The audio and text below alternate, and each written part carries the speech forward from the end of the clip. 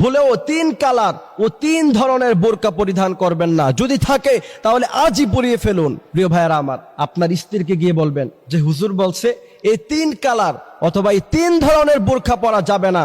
যদি থাকে তাহলে আজই আপনার দায়িত্বে আপনার স্ত্রীর সেই বোরকাটা পরিয়ে ফেলুন, না হলে এই বোরকাই কিয়ামতের ময়দানে জাহান্নামে যাওয়ার জন্য যথেষ্ট হয়ে যাবে। আজকাল মডার্ন যুগ, বোরকার অভাব নাই। ইরানি বোরকা, দুবাই বোরকা, বাংলাদেশি বোরকা, আফগানি বোরকা, কত ধরনের বোরকা আছে না নাই? পাকিস্তানি বোরকা, বোরকার নাম শুনলেই আপনি চমকিয়ে যাবেন। এই যে কুমিল্লাতে দেখলাম যে ইরানি বোরকা হাউস, বোরকা হাউসের মধ্যে গিয়ে ঢুকলাম, দেখলাম একটা বোরকাও এমন নাই যে বোরকা দিয়ে পর্দা করা যাবে। এই জন্য রাসূল করিম সাল্লাল্লাহু আলাইহি ওয়াসাল্লাম মেয়েদেরকে উদ্দেশ্য করে বলছেন যে কিয়ামতের আগে সবচেয়ে বেশি ফিতনার কারণ হবে মেয়েরা, এবং তারা এমন টাইট ফিটিং কাপড় পরবে, তারা এমন বোরকা পরিধান করবে, তাদের বোরকা পরিধান করা আর নেকেড থাকা, উলঙ্গ থাকা সমান হয়ে যাবে। তার কারণ টাইট ফিটিং বোরকা আছে না নাই?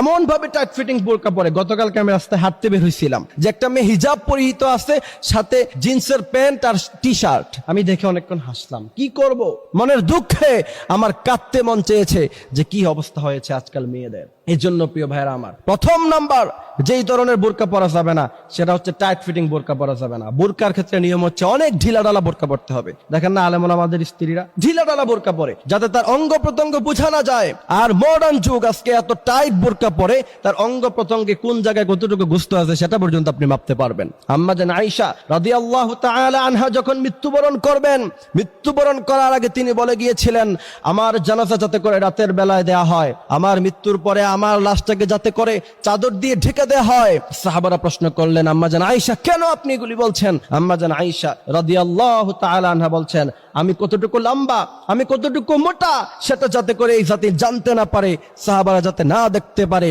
এই জন্য আমাকে রাতের আধারে তোমরা দাফন করে দিবা। সুবহানাল্লাহি ওয়া বিহামদি, সুবহানাল্লাহিল আযীম। কি মহিয়সী নারী ছিলেন তিনি। এই জন্য প্রথম নাম্বার টাইট ফিটিং বোরকা পরা যাবে না। দ্বিতীয় নাম্বারে যে বোরকায় পা দেখা যায়, মেয়েদের পা সহ ঢাকতে হবে। মেয়েদের পুরোটাই হচ্ছে সতর। যেই বোরকায় পা দেখা যায় সেই বোরকা পরা যাবে না। তৃতীয় নাম্বার হচ্ছে প্রচুর গর্জিয়াস বোরকা, একবারে লাল নীল, তারপর এটার মধ্যে কত ধরনের পুঁতি লাগিয়ে রাখে, এটার মধ্যে কত ধরনের কাজ, কত কারুকার্য, মানে বিশাল ব্যাপার। মানে বোরকা দেখলেই আপনি ওই মেয়ের দিকে তাকায় থাকবেন। মেয়ে দেখতে সুন্দর না, কিন্তু এমন বোরকা পড়ছে, ওই বোরকার কারণে মেয়ের দিকে তাকায় ছেলেরা, আছে না নাই?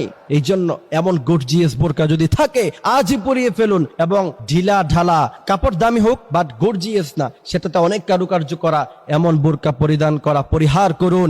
দেখবেন আল্লাহ সুবহানাহু ওয়া তাআলা আপনার দিলে শান্তি দিয়ে দিচ্ছে। যে কালারগুলির ব্যাপারে খেয়াল রাখবেন। একটা হচ্ছে লাল গর্জিয়াস, লাল চোখ ধাঁধালু। ছেলেরা সাধারণত এমন বোরকার দিকে নজর দেয়, এই জন্য লাল গর্জিয়াস চোখ ধাঁধালু বোরকা পরিধান করা পরিহার করতে হবে। তারপর হলুদ, মেয়েরা পরলে মেয়েদেরকে ভালো মানায়। কালো, এমন গর্জিয়াস পোশাক যেটা ছেলেদের চোখ ধাঁধালো হয়, এই সমস্ত পোশাক আমরা পরবো না। বিশেষ করে আলেম ওলামাদের, ইমাম সাহেবদের, খতিব সাহেবদের স্ত্রীদেরকে দেখবেন খুব সাধারণ বোরকা পরে, তাদের শরীরের গঠন বোঝা যায় না, চেহারা বোঝা যায় না। তারপর হাত মোজা, পা মোজা, আমাদের মডার্ন যুগের পর্দা করে কিন্তু হাত মোজা পা মোজা পরে না, চেহারা ফিস্টে দেখায় রাখে। পর্দার কথা বললে যে আমি পর্দা করি না, আমি এই যে হিজাব পড়ছি, হিজাব করার মানে কি পর্দা?